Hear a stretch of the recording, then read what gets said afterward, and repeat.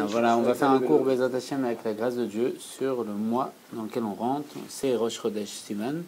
Donc Rosh Chodesh, on sait très bien, traduction littérale, la tête du mois. Pourquoi la tête du mois? Parce qu'on sait très bien que dans la tête du mois, ça contient tout le mois. À l'image, l'exemple c'est la tête, et on sait très bien que dans la tête, il y a tout notre corps en miniature. Parce que la tête va diriger le corps, va donner les informations au bras, et la tête contient tout. Et donc dans cette façon de voir, pareil, on appelle Rosh Chodesh la tête du mois, le premier jour du mois de Sivan, parce que dans ce jour-là, on concentrait et tout le mois. Donc dans cette façon de voir, on prend conscience qu'à cet instant présent, on reçoit la Torah. Parce que l'essentiel du mois de Sivan, c'est le fait de recevoir la Torah et que Matan Torah. Il nous a donné la Torah, c'est Dieu lui-même qui se donne, parce que la Torah c'est une seule chose avec lui-même, et Dieu se donne à nous. La Torah, c'est quoi? C'est en vérité la possibilité de recevoir Dieu. Parce que Dieu, il est illimité, et même au-dessus du fait d'être illimité, il est tout. Il est tout, il est au-dessus de tout ça. Et donc, en vérité, ce mois-ci se donne. Mais pour recevoir Dieu, c'est pas évident. Alors, il y a un manuel. C'est comme quand on reçoit un achat qu'on a fait, ou non, plutôt un cadeau qu'on nous fait. Quelqu'un nous offre un cadeau. Mais pour pouvoir recevoir ce cadeau, utiliser ce cadeau, il y a une notice. Pareil, dans cette façon de voir, Dieu se donne à nous, et pour pouvoir le recevoir, Dieu a donné une notice. Cette notice, c'est la Torah. Il s'est donné à travers la Torah pour nous savoir comment on pouvait le recevoir. Le recevoir dans notre quotidien. Et ça s'est fait dans le désert, le Midbar. Et par la Geikha Pratit, le Rabbi dit que la paracha, justement, de Bamidbar, la paracha, on rentre dans le livre, vous savez, c'est le 4e livre de la Torah. Il est appelé par le nom de Bamidbar. Bamidbar, ça veut dire dans le désert. Et on sait très bien que le nom d'un livre, c'est tout le livre dans son intégralité. Pourquoi dans le désert? Qu'est-ce qu'il y a de particulier dans le désert? On sait que c'est un endroit isolé. Un endroit qui est appelé abandonné, Efker. C'est-à-dire que dans cet endroit-là, si on trouve quoi que ce soit, on peut l'acquérir. Et pourquoi le Rabbi nous explique dans le Dharma-Chut que pourquoi Dieu il a donné la Torah dans le désert? Pour donner la possibilité à toutes les personnes de pouvoir l'acquérir, sans travailler par lui-même. Mais dans ce désert, il y a quoi? C'est un endroit où il manque de l'eau. C'est quoi l'eau? On sait très bien que c'est expliqué En Maïm et la Torah. La Torah est appelée à l'eau. Elle est appelée l'eau. Et donc dans cette façon de voir, on voit que dans l'endroit que le désert c'est quoi? Ça nous concerne. Des fois dans notre vie, il peut y avoir des moments de désert. Des moments où il manque de l'eau. Et l'eau, c'est quoi? C'est la vie. C'est-à-dire que dans un désert, comme il n'y a pas d'eau, il n'y a pas de végétation. Il n'y a pas de vie. Pourquoi? Parce que l'eau, c'est la vie. Si on n'a pas d'eau, on va mourir. Et si on n'a pas de Torah, dans cette façon de voir, on sait très bien que tout ce qui est matériel découle du spirituel. On ne peut pas vivre. On ne peut pas être vivant. Une vie de vérité, éternelle. Et donc, dans cette façon de voir, Dieu donne l'eau dans le désert. Même dans l'endroit où il n'y a pas de vie, où il n'y a pas une possibilité de construire, on va mettre de l'eau. Et avec cette eau, on va rendre ce désert, on va le rendre quoi? Un gan, un jardin, un endroit de plaisir, un endroit où il y a une végétation, il y a des arbres qui donnent des fruits, et il y a de la vie, des animaux. Et ça va être le travail du peuple juif, de prendre l'eau que Dieu a donnée, c'est-à-dire lui-même, qui est la source de la vie, prendre Dieu lui-même et pouvoir le donner à tout à chacun. Pouvoir faire en sorte que dans ce monde qui est appelé, si on peut dire dans cette façon de voir, un désert, qu'on va implanter dedans la vie, le bien-être, ça va devenir le jardin où Dieu veut résider. Parce qu'on sait très bien que antérieurement, le monde était appelé le jardin de Dieu, le Gan Eden. Eden, ça veut dire le plaisir, le jardin du plaisir de Dieu, un jardin de plaisir, de délectation, de bien-être de Dieu. Et à cause de la faute d'Adam Arishon, il a fait que Dieu se retire, et dès que l'eau se retire du jardin, le jardin devient un désert. Et donc, dans cette façon de voir, ça a engendré que le monde manque d'eau et manque de vie, manque de possibilité de pouvoir construire la vie, la végétation, les fruits, le bien-être. Et donc dans ce désert, il y a eu une dimension. C'est que le désert en hébreu, ça s'appelait le Midbar, mais le désert, il est devenu Bamidbar. C'est quoi Bamidbar? Pourquoi il y a un bet en plus? Le bet, c'est valeur numérique 2. Et Midbar, c'est celui aussi Médaber, celui qui parle. C'est-à-dire que dans ce désert, on était deux à parler. On parlait avec Dieu, il y a marqué qu'Adam Arishon, il parlait avec Dieu. Et à cause de la faute, Dieu s'est retiré. Et on n'était que tout seul à parler. Et le fait de parler tout seul, ça c'est un désert. Pourquoi? Parce que le fait que la parole, elle est liée dans le but d'avoir un échange. Sinon, il n'y a pas besoin de parler. Il y a juste besoin de la pensée. La pensée, c'est se parler à soi-même. Le fait de parler, le ridouche chez l'homme, c'est qu'il parle. Pourquoi il est fait? À l'image de Dieu. Celui qui parle, Baruch Shamar Ve'aya Olam. On le dit tous les jours dans la prière, une lettre qui est tombée du ciel et qu'on a mis dans la prière et qu'on doit la faire, comme c'est marqué dans le Shulchan Arour, dans le livre de comportement de l'Admour Hazaken, on doit la faire debout en chantant. Baruch Shamar, béni soit celui qui a parlé, Ve'aya Olam. Et voici que le monde fut. On sait très bien que Dieu, qu'à chaque instant, il crée le monde, comment? Avec la parole. Pourquoi la parole? L'Admour Hazaken, il dit pourquoi à chaque instant il doit créer le monde? Parce que si Dieu, un seul instant, il arrête de créer le monde par la parole, il peut oublier de le créer et le monde il revient en néant. C'est pour ça qu'à chaque instant il recrée le monde. À chaque instant, Dieu il dit les paroles. Et donc dans cette façon de voir, Dieu crée avec la parole. Pourquoi? On sait très bien qu'il y a une histoire du Baal Shem Tov,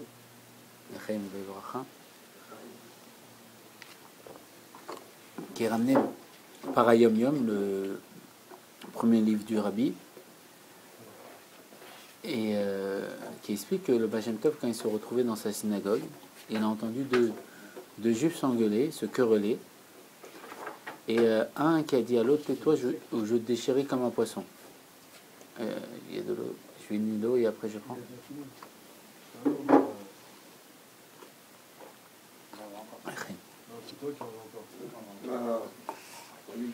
Alors, vous écoutez ou pas? Monsieur. Alors, ce qui se passe, c'est qu'il y a une histoire du Baal Shem Tov qui nous explique comme ça, qu'une fois deux juifs se querellaient dans la synagogue du Baal Shem Tov, et un juif qui a dit à l'autre, le Baal Shem Tov est venu, il a entendu tout ça, il a demandé à ses élèves, ses chassidim, qu'est-ce qui s'est passé? Alors les chassidim, ils ont expliqué à leur maître ce qui s'est passé, ils ont rapporté les faits. Ils dit voilà, celui-ci sont disputés, et celui-ci a dit à l'autre, tais-toi, je te déchirais comme un poisson. À ce moment-là, le Baal Shem Tov, il a mis ses mains saintes sur ses élèves, et ils ont vu la personne qui avait dit qu'il allait déchirer l'autre en poisson, que l'autre était en poisson, et il l'avait fait concrètement. Ça s'était réalisé. Comment c'est possible? C'est quelle expression? Comment c'est possible? C'est qu'en vérité, on sait très bien que Dieu, il a marqué que le peuple juif, au-dedans de lui, il a une nouveauté. C'est quoi cette nouveauté? C'est la dimension de Matan Torah. Quel était le chidouche, la nouveauté dans Matan Torah, le fait que Dieu nous a donné la Torah? C'est que Dieu s'est donné à nous. C'est quoi le fait qu'il s'est donné à nous?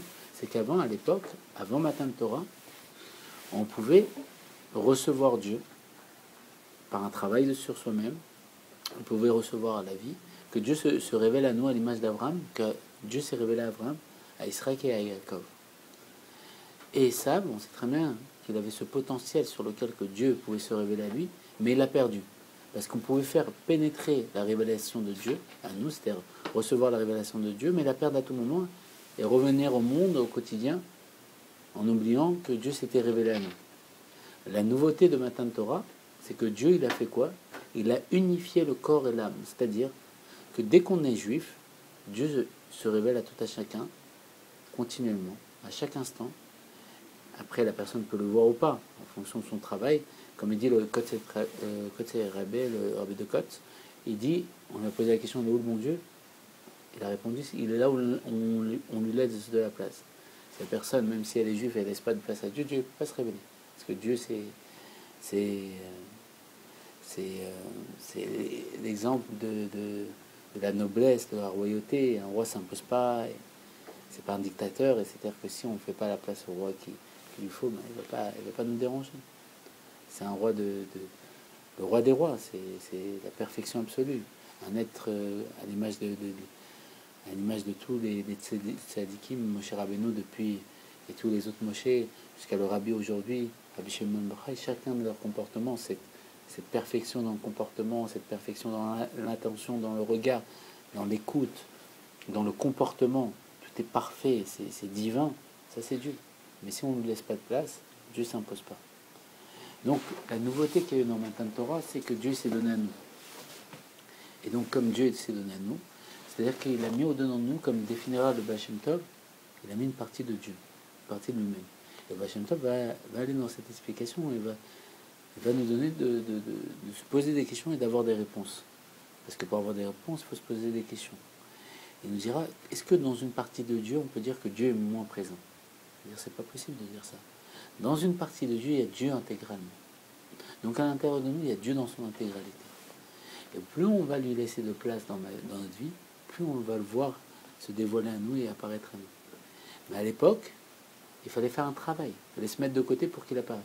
Et dès qu'on reprenait la place, on ne lui faisait pas sa place de roi à nos côtés, on le perdait. Il partait. À l'image de quoi?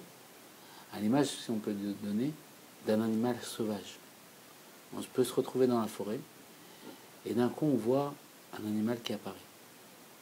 Et on peut avoir une maison dans cette forêt, et on va créer une proximité avec cet animal, si on peut dire. C'est-à-dire qu'il vient, on le voit, on communique par le regard, on sait qu'à tout moment il peut s'enfuir, on va lui donner de la nourriture. C'est quoi donner de la nourriture? C'est créer un lien entre lui et nous, essayer de lui apporter du bien-être, et que ce soit réciproque, que lui il soit à nos côtés. Petit à petit, il va se créer un rapport, il va revenir tous les jours à la même heure. Mais à un moment, quand on va vouloir l'approcher, le toucher, ou vouloir le capturer, il va s'enfuir et il ne reviendra plus. Ça, c'était l'image qu'il y avait avant Matan Torah. Dieu, il pouvait, à tout moment, on pouvait le perdre, si on peut dire. Il se révélait à nous, et si on ne le méritait pas, on le perdait.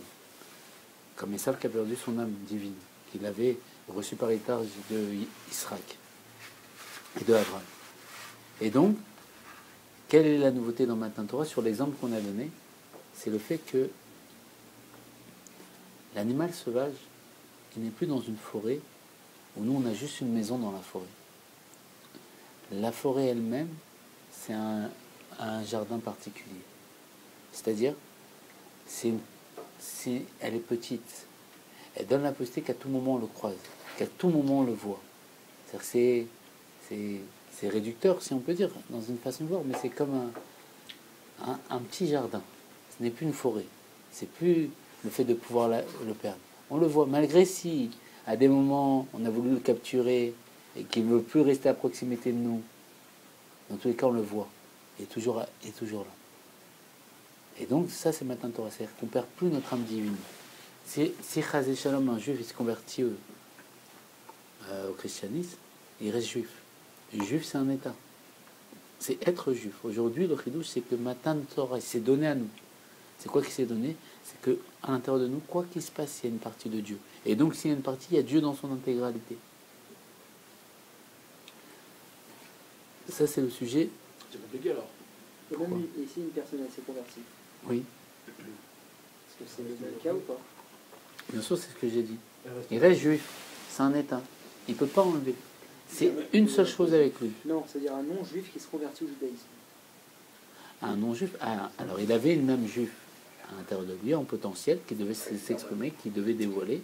Et par un travail, il a dévoilé son âme juif. De toute façon, un converti, c'est obligatoirement un juif. Pourquoi?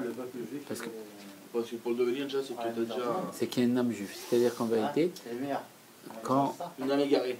quand un juif, si on peut dire, parce qu'on est, nous on voit simplement cette vie, mais nous on a eu d'autres vies dans le passé. Ça s'appelle les Gilgulim, les réincarnations.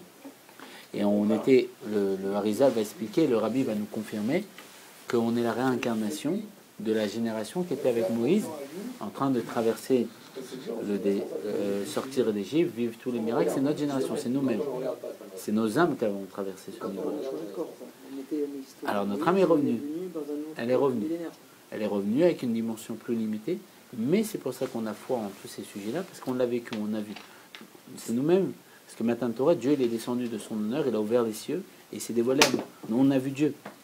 Notre âme, elle a vu Dieu, à ce moment-là. Et donc, qu'est-ce qui se passe? Quand un juif ne se comporte pas comme il faut, selon le Harizal nous explique comme ça, qu'il ne revient pas par la première porte. C'est-à-dire que quand il finit sa vie, s'il n'a pas dévoilé la Torah, son être juif, il n'a pas dévoilé Dieu, parce que c'est quoi dévoiler son être juif? C'est dévoiler Dieu. Et Dieu, il a créé ce monde pour que ça soit sa maison et pour qu'il se dévoile à tout à chacun. Et bien, qu'est-ce qui se passe? Il revient en Gilgulim, en réincarnation, dans du minéral.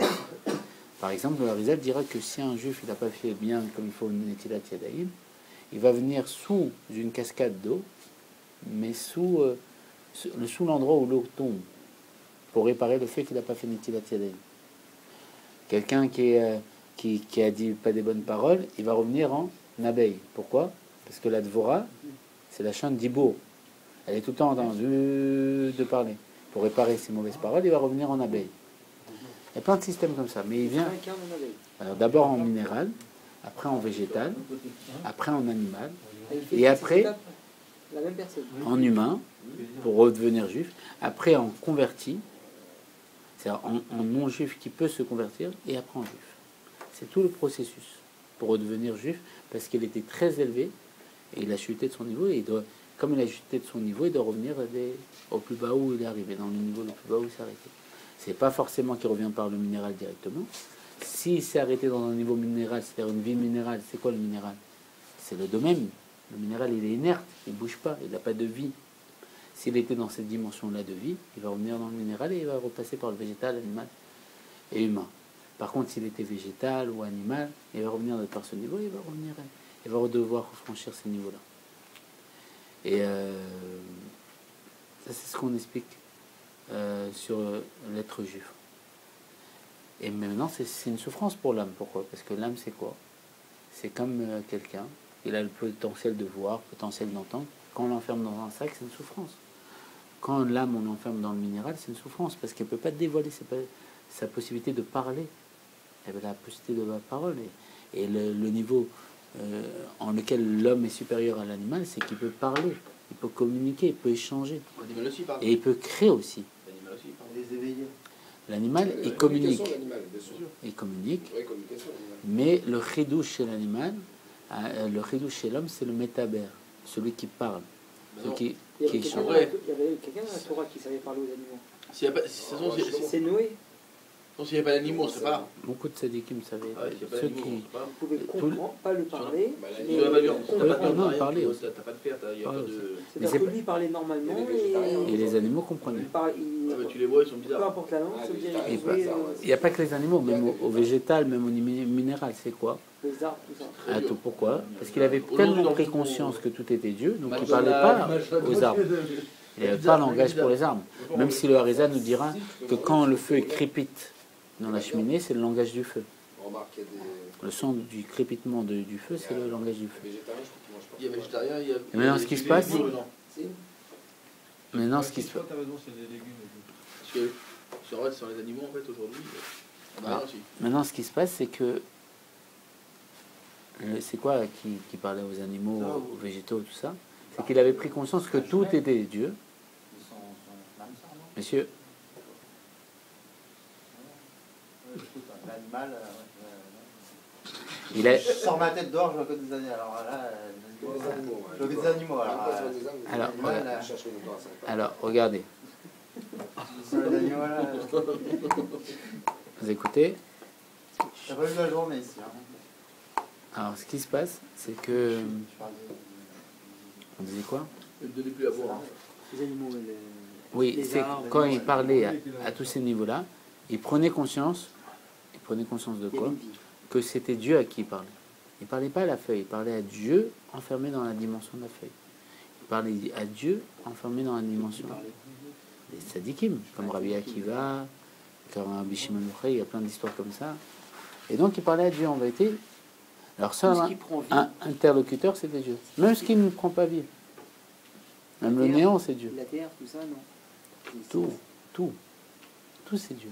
C'est pour ça que Dieu, on ne dira pas ça c'est Dieu ou ça c'est Dieu. On ne dira pas devant le côté la arrive devant le mur du temple. Dieu, le mur de... Il est plus près, on va sortir plus une proximité de Dieu. On ne va pas dire c'est Dieu, c'est pas possible. Parce que Dieu, c'est pas quelque chose qu'on peut isoler et analyser. Dieu, c'est toute chose. C'est le chidouche, la nouveauté que Avraham Avinu a apporté. Quel haolam. C'est pas qu'il y a le Dieu du monde, c'est le Dieu monde, que lui-même c'est le monde. Et c'est pour ça que pour qualifier Dieu, on dira En od milvado, par les négations. C'est-à-dire quoi?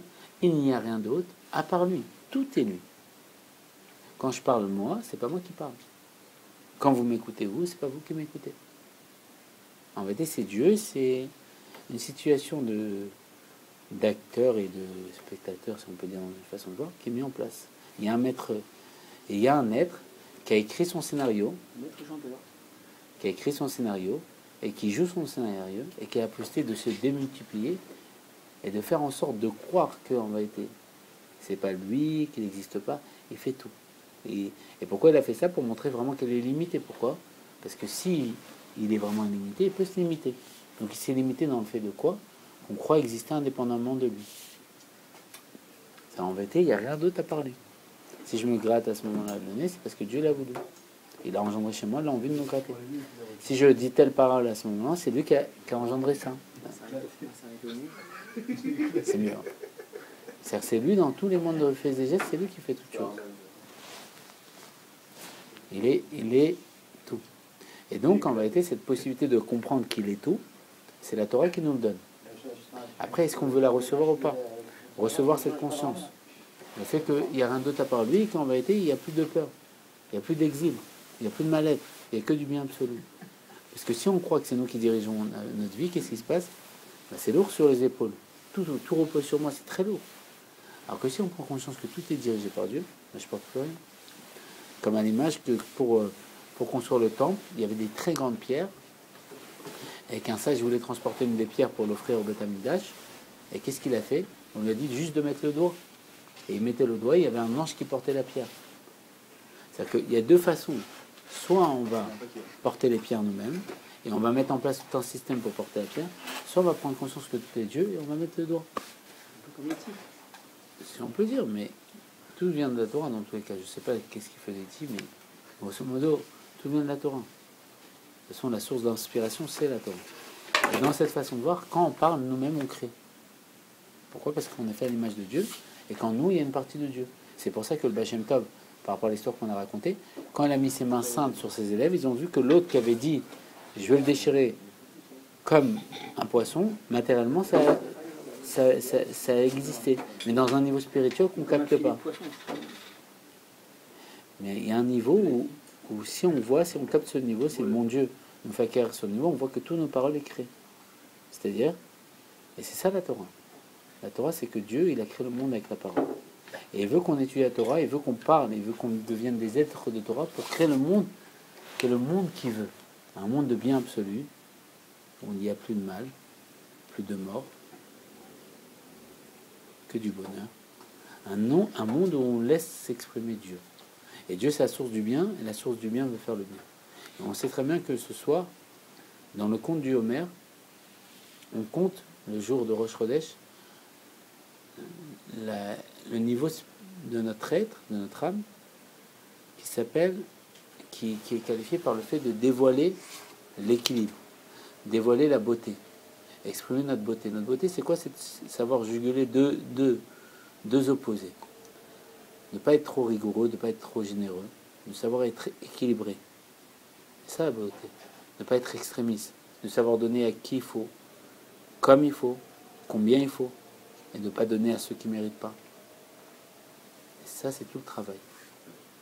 Et c'est comme ça que Dieu a créé le monde.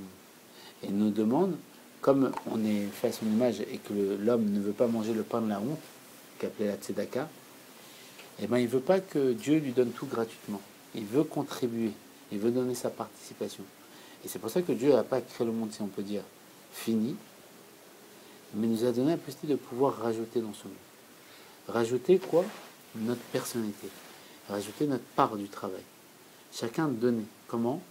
En nous donnant ce que Dieu nous a donné, c'est-à-dire lui-même au-dedans de nous. Il faut savoir faire partager le bon Dieu qui est au-dedans de nous. C'est-à-dire que des fois, quand on n'est pas bien, quand on apprend une nouvelle très dure, et on est le cas de figure, la vie est là pour nous faire passer par des couloirs ensoleillés, des couloirs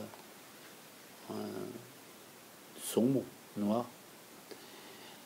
Mais à ce moment-là, il n'y a eu qu'une seule personne qui nous a fait réconforter. Ça a été au plus profond de nous-mêmes, la profondeur de notre cœur, une voix qui nous dit ne t'inquiète pas, je suis là, tout ira bien, fais-moi confiance. Ça, c'est Dieu. À chaque fois qu'on a été blessé, brisé, il y a toujours Dieu qui était là au fond de nous et qui nous a réconfortés. Il ne faut pas aller le prendre que quand on en a besoin. Et il ne faut pas penser qu'à nous. Il faut prendre ce niveau-là au-dedans de nous, ce niveau par lequel on vit, et que si on ne l'avait pas, on ne pourrait pas vivre, on serait un désert. Et le désert, il n'y a rien qui arrive à vivre dans le désert. C'est la mort dans le désert. Les gens ne survivent pas sans eau. Il faut prendre cette eau, cette source de vie, et savoir la donner à tout à chacun. Savoir donner cette voix au-dedans de nous qui nous réconforte à chaque instant, à chaque moment de doute, à chaque moment de tristesse, à chaque moment de mal-être, qui nous réconforte. Il faut savoir la donner aux autres, pas la garder que pour nous.